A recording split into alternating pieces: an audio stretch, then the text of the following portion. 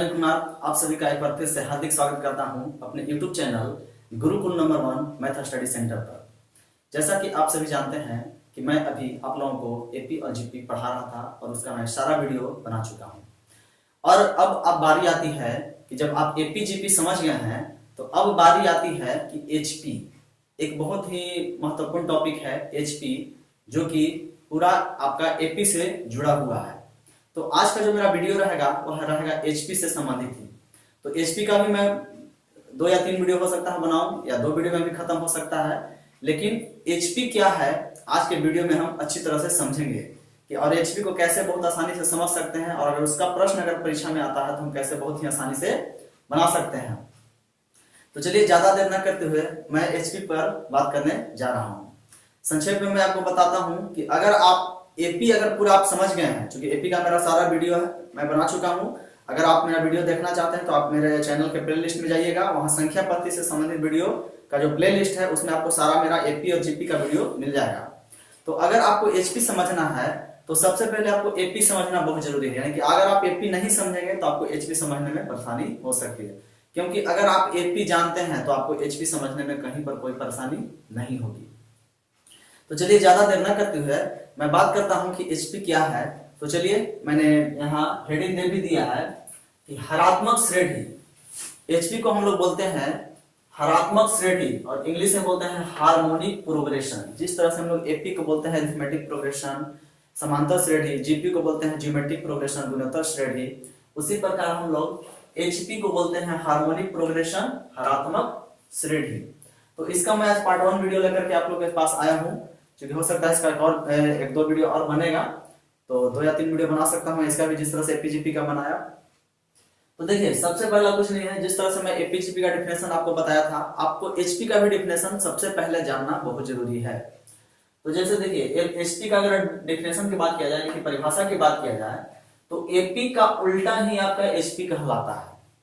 यानी कहने का मतलब क्या है कि एपी का उल्टा आपका एचपी कहलाता है। यानी कि अगर आपके पास एपी की समझ है, आप अगर एपी के बारे में जानते हैं, तो बस उसके पदों को उलट दीजिए, वो आपका क्या चीज में बन जाएगा, एचपी में बन जाएगा।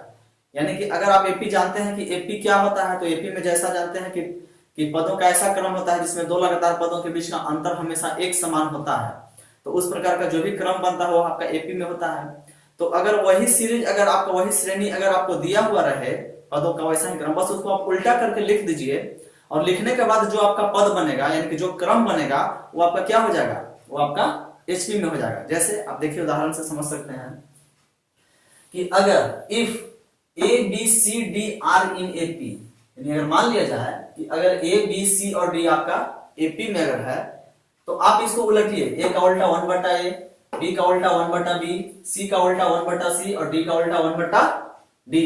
तो 1/a, 1/b, 1/c और 1/d आपका क्या चीज हो जाएगा, यह आपका एचपी में हो जाएगा।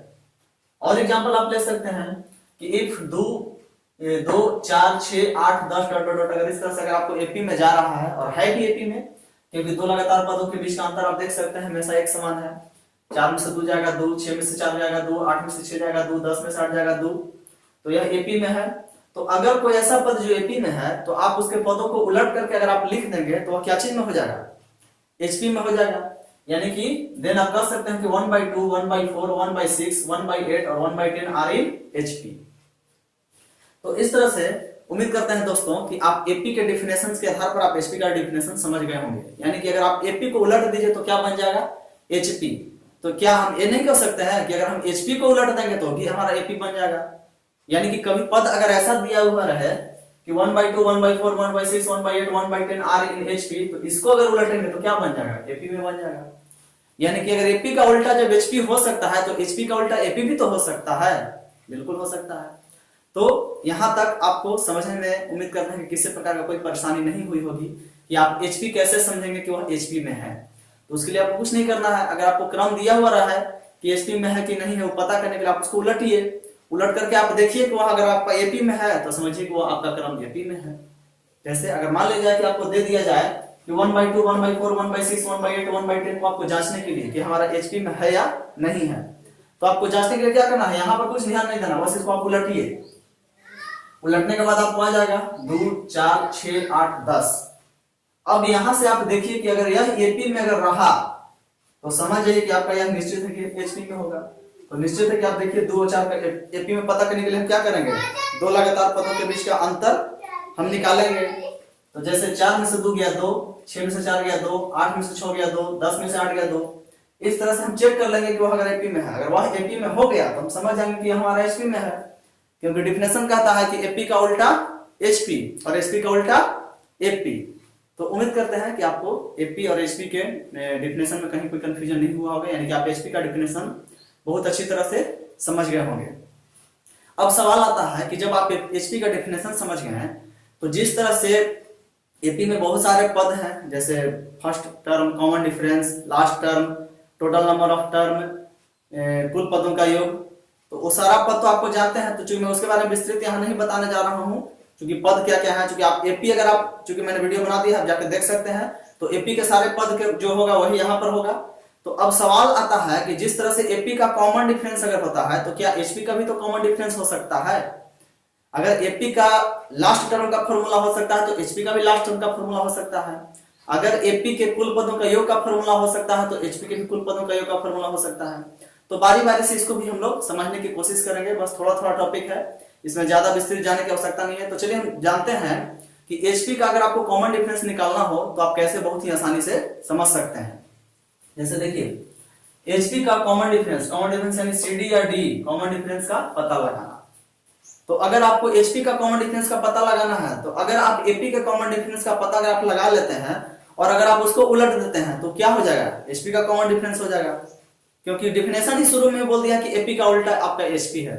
तो जब एपी का उल्टा आपका एचपी है तो एपी के कॉमन डिफरेंस को निकाल करके अगर उसको उलट देंगे तो क्या एचपी का कॉमन डिफरेंस नहीं हो जाएगा, बिल्कुल हो जाएगा। तो आप यहां से देख सकते हैं, यानी कि आप लिख सकते हैं कि एचपी का कॉमन डिफरेंस, एचपी का सीडी या डी जो हो जाएगा 1/एपी का सीडी या डी के बराबर हो जाएगा। यानी कि आप एपी का सीडी या डी निकालिए और उसको उलट दीजिए, क्या बन जाएगा, एचपी का कॉमन डिफरेंस या डी बन जाएगा। जैसे आप एग्जांपल पर अगर हम बात करते हैं कि मान लीजिए एग्जांपल दिया हुआ है 1/2, 1/4, 1/6, 1/8, 1/10, 1/12 dot dot dot are in HP. अगर एचपी में है तो इसको पूछ दे कि एचपी का कॉमन डिफरेंस कितना। तो एचपी का कॉमन डिफरेंस निकालने के लिए आपको सबसे पहले इसको आपको एपी में बदलना होगा। तो जैसे आप इसके आधार पर आप लिख सकते हैं इसका उलट करके कि 2 4 6 8 10 12 dot dot are in AP, यानी कि इसका उल्टा आपका एपी में होगा। अगर एपी में होगा तो अब यहां से आप कॉमन डिफरेंस इसका निकालिए, यानी कि अगर आप यहां से एपी का कॉमन डिफरेंस निकालेंगे तो कॉमन डिफरेंस का फॉर्मूला मैं बता चुका हूं, एपी का कि कोई भी पद में से उसके पहले वाले पद को आप घटा दीजिए। जैसे 4 में से 2 जाएगा तो 2 बचेगा, या 6 में से 4 जाएगा वो भी 2 बचेगा, या 8 में से 6 जाएगा 2 बचेगा, या 10 में से 8 जाएगा तो 2 बचेगा, या 12 में से 10 जाएगा तो 2 बचेगा।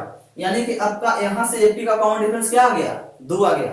तो जब आपका इस प्रश्न में एपी का कॉमन डिफरेंस 2 आ गया तो निश्चित है कि एचपी का कॉमन डिफरेंस क्या होगा, एपी का उल्टा हो जाएगा। तो यानी कि एचपी का जो कॉमन डिफरेंस होगा यहाँ क्या हो जाएगा, 1/एपी का कॉमन डिफरेंस, और एपी का कॉमन डिफरेंस क्या आया यहाँ से 2 आया, तो 2 को उलट दीजिए तो आंसर क्या हो गया 1/2।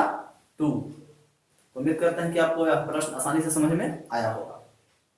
चलिए एक और एग्जांपल हम देखते हैं कि मान लीजिए कि आपको प्रश्न दे दिया है ये 1/3, 1/5, 1/7, 1/9 डॉट डॉट डॉट इस तरह से अगर जा रहा है, बस कुछ नहीं बोला कि एपी है कि एचपी है, बस बोल दिया कि इस तरह से सीरीज जा रहा है, इसका कॉमन डिफरेंस या डी निकालेंगे। तो आपको सबसे पहले तो पता करना होगा यह हमारा सीरीज है किसमें, यह जो क्रम जा रहा है वह हमारा एपी में है कि जीपी में है कि एचपी में, आपको पता करना होगा। तो आप अगर आप देख रहे हैं कि बट्टा में है तो आप सबसे पहले आप देख रहे हैं कि इसको जैसे ही उलटते हैं तो यह होता है 3 5 7 9 डॉट डॉट डॉट आर, और यह आपको 3 5 7 9 डॉट जो जा रहा है यह किसमें आपको जा रहा है, यह निश्चित है कि आप देखिए 3 और 5, 5 और 3 का अंतर 2, 7 और 5 का अंतर 2, 9 7 का अंतर 2। तो जब आप देख रहे हैं कि दो पदों के बीच का अंतर अगर 2 आ रहा है तो निश्चित है कि यह एपी में जा रहा है। तो यानी कि अब इसका उल्टा अगर एपी में जा रहा है तो निश्चित है कि यह किसमें पद होगा। तो यह जो दिया हुआ क्रम आपका निश्चित है कि 1/3, 1/5, 1/7, 1/9 आर इन एचपी, यानी कि यह निश्चित है कि आपका एचपी में होगा। तो जब आपको यहां पता चल गया कि यह एचपी में है तो अगर आपको इसका कॉमन डिफरेंस निकालना है तो आप किसका कॉमन डिफरेंस आगे निकालेंगे, आप एपी का कॉमन डिफरेंस निकालेंगे। तो आप एपी का कॉमन डिफरेंस आप निकालने के लिए क्या करेंगे, दो लगातार पद के बीच का अंतर निकालेंगे। जैसे 5 में से 3 गया तो 2, या 7 में से 5 करेंगे तो 2 आएगा, या 9 में से 7 जाएगा तो 2। तो इस तरह से यहाँ पर आपको निकल गया कि एपी का कॉमन डिफरेंस या डी कितना हो गया, 2 हो गया। तो जब आपका एपी का कॉमन डिफरेंस या डी आपका 2 आ गया, तो यहाँ से एचपी का कॉमन डिफरेंस या डी कितना होगा, तो यहाँ से एचपी का कॉमन डिफरेंस या डी कितना हो जाएगा, 1/एपी का कॉमन डिफरेंस या डी। यानी कि जो आपने एपी का कॉमन डिफरेंस निकाला उसको आप उलट दीजिए, वो आपका आंसर हो जाएगा। तो यहाँ पर क्या हो जाएगा, क्योंकि एपी का कॉमन डिफरेंस अगर 2 आया तो एचपी का कॉमन डिफरेंस 1/2 आंसर हो जाएगा। तो दोस्तों उम्मीद करते हैं कि आपने इस वीडियो में एचपी क्या है इसको आपने अच्छी तरह से समझा। एचपी के कॉमन डिफरेंस को हम कैसे बहुत आसानी से निकाल कर समझ सकते हैं वो आपने समझा। अगला वीडियो में जो बनाऊंगा उसमें मैं बताऊंगा कि आप एचपी का लास्ट टर्म कैसे निकालेंगे, एचपी का कुल पदों का योग कैसे निकालेंगे, फिर एचपी का माध्य कैसे निकालेंगे। अब ये तीनों निकालने में हो सकता है मेरा 2 वीडियो बनाना पड़े, तो हम 2 वीडियो ही, क्योंकि छोटा छोटा वीडियो बनाते हैं कि ताकि आपको स्टेप बाय स्टेप अच्छी तरह से समझ में आ जाए।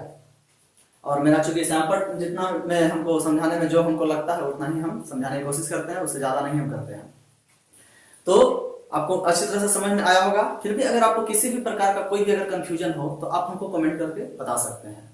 तो अंत में आप सबसे कहना चाहता हूं कि अगर आपको मेरा यह वीडियो पसंद अगर आता है तो कृपया करके आप लोग लाइक जरूर कीजिए, क्योंकि आपके लाइक से हमको हिम्मत मिलता है कि चलिए बहुत लोग हमको पसंद कर रहे हैं और हमको वीडियो अच्छी तरह से बनाने में मदद मिलती है। तो आप लोग वीडियो को मेरा लाइक अवश्य करेंगे और अधिक से अधिक लोगों तक शेयर आप जरूर कीजिएगा।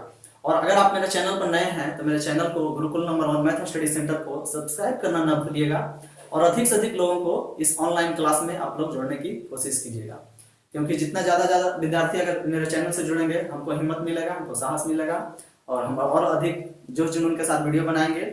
और किसी प्रकार का कोई भी अगर आपको कंफ्यूजन होता है तो हम लोग को कमेंट करके आप जरूर बोलेंगे।